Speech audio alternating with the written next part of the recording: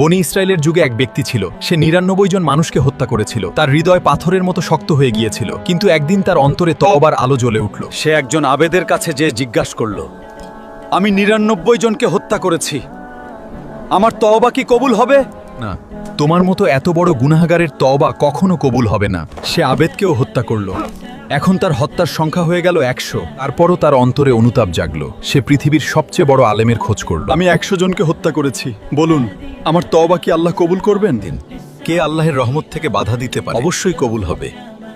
তুমি অমুক গ্রামে চলে যাও, সেখানে আল্লাহওয়ালা মানুষেরা থাকেন, তাদের সাথে ইবাদত করো এবং আর কখনো তোমার পুরনো জায়গায় ফিরে যেও না।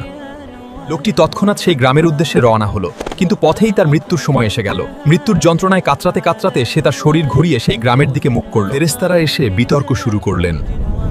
এ লোক গুনাহগারদের দিকে না, সে তওবাকারীদের দিকে। তখন আল্লাহ তাআলা মাটিকে নির্দেশ দিলেন, সেই গ্রামের দিকে কাছে হয়ে যাও। ফলে সে তওবাকারীদের দিকেই পড়ল। আল্লাহ তার তওবা কবুল করে তাকে ক্ষমা করে দিলেন। তার রহমত অসীম। যত বড় গুনাহই হোক, সত্যিকারের অনুতাপ ও তওবা করলে আল্লাহ ক্ষমা করেন। কখনো হতাশ হইও না, আল্লাহর দরজা সবসময় খোলা।